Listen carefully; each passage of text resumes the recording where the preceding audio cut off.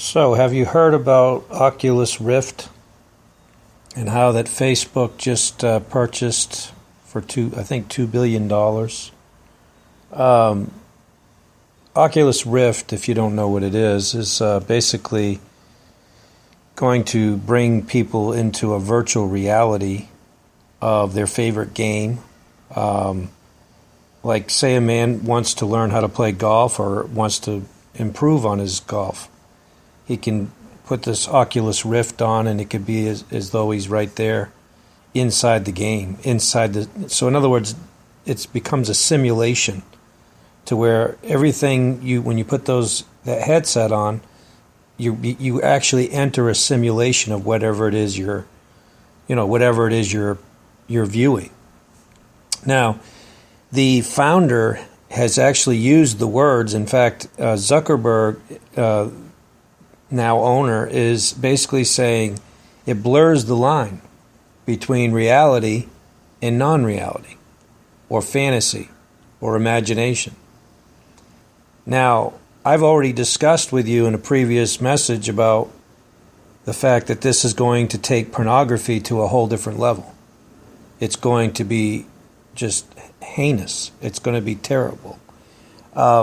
In fact, in the last message, I wept when I told you about it, because it's going to be so bad. But but when you look at the shooters games, where people are already all night long with their with their energy drinks, going all night long, the adrenaline, playing their shooter games where they're literally massacring people, killing people, where they're actually seeing graphic, blood and different things like that. When you take it to the level of where it becomes a simulation, do you see how this becomes very dangerous? And it's sad because our system, our judicial system and everything, the legal system, is going to protect people like Palmer or like Zuckerberg that develop these things and that promote these things. The legal system's going to protect them, because anybody that buys one of these things is obviously going to be at your own risk. And so in a way, it's kind of hypocritical of these industries to be promoting these type of simulations, these type of softwares and hardwares, because they know the potential, right? It's not the same thing as if you buy a vehicle or buy a car that you're going to, some person might use that car for a dangerous, even a very, a selfish or violent act, versus someone that buys a vehicle for enjoyment or for recreation or for work or whatever. Or even buys a gun, for that matter, that uses it for the purpose of sport, or uses it for game, or uses it for going out and killing somebody. So we know that there are things that you can purchase and things you can buy in life that you can use for evil or for good, right? Well, the difference with the Oculus Rift and this whole idea of virtual reality is that anybody that's involved in this knows where it's going. They know where it's going. In fact, just recently, Bank of America came out saying that they believe that the world is a simulation, that really the world is not reality at all. In fact, it's just a simulation of your own mind, the way you perceive. What you see is something based on perception. It's not really there. Which, it's interesting because this goes to science, or Christian science, Scientology. This goes into Christian Scientology, Christian Science and Christian Scientology, with Hubbard, and which is what Tom Cruise and John Travolta and Will Smith and all of these Hollywood actors are involved in Scientology. And that's really what they believe. They do believe that the world is a simulation. And their movies project that. Their movies promote that idea. Well, I believe that this is leading to the mark of the image of the beast.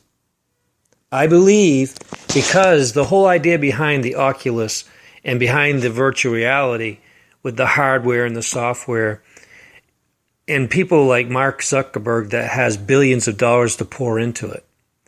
Microsoft wants in on it, and so on and so forth. And then you have companies like Bank of America coming out and saying the world itself is just a simulation anyway. Now you have those that have a lot of money that are promoting this idea and trying to say even the idea that the earth is not round, it's actually flat. It's changing our perception, not based on the reality of our perception, but based on what we think, how we think. Now, it's not affecting me, and I hope it's not affecting you, but most people are going to be affected and programmed to believe the way that the industry is programming people to believe. In fact, did you remember not too long ago Sony came out with the slogan? They're changing their slogan. It seems like they change their slogan once a year. But anyway, the last time I saw it said "Make believe." Make believe.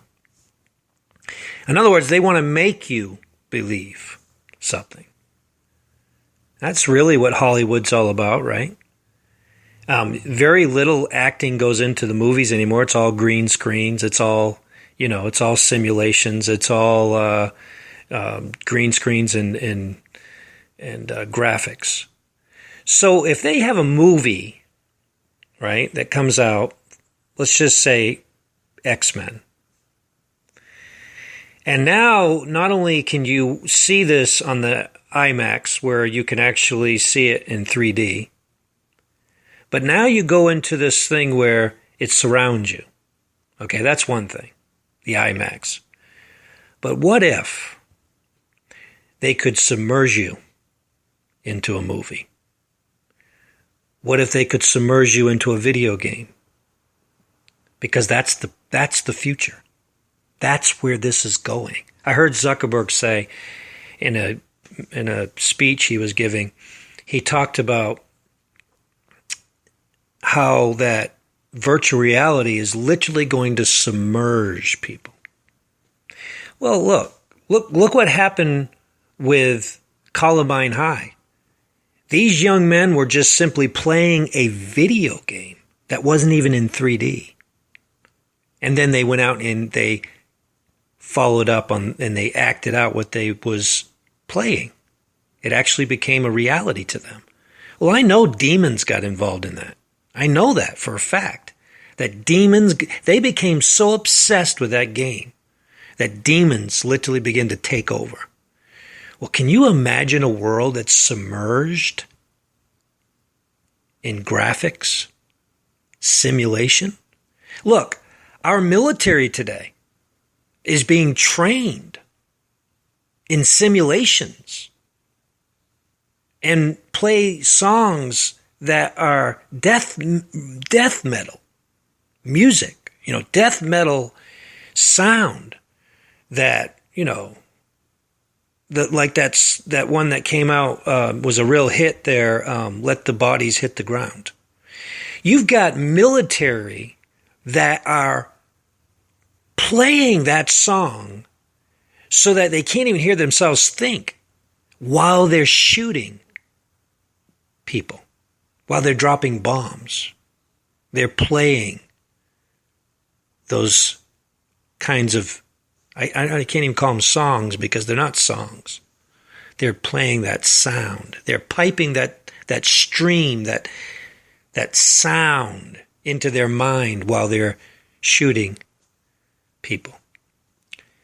So we're watching this, the world we live in. We're watching it. Satan knows he can't change reality.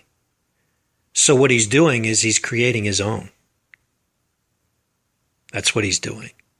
And he's trying to submerge the world into it. And I believe this is the image of the beast. I believe everybody, because right now they're coming out with a Snapchat glasses. They already had the Google glassware. And this whole idea that they want you to look through eyes that are not your eyes anymore. They want you to see this fake, made-up world, right?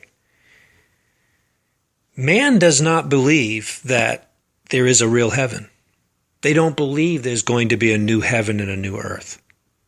If you went and asked Mark Zuckerberg what he thought about a new heaven and a new earth, what he thought about the Bible, he's very, very antichrist, very new age. In fact, his wife, I believe, is from China, and he is very, I saw her inside his house, and he's got Buddha he's into all that stuff.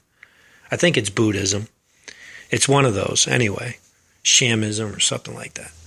But the point is that, brothers and sisters, the world is being submerged into imagination.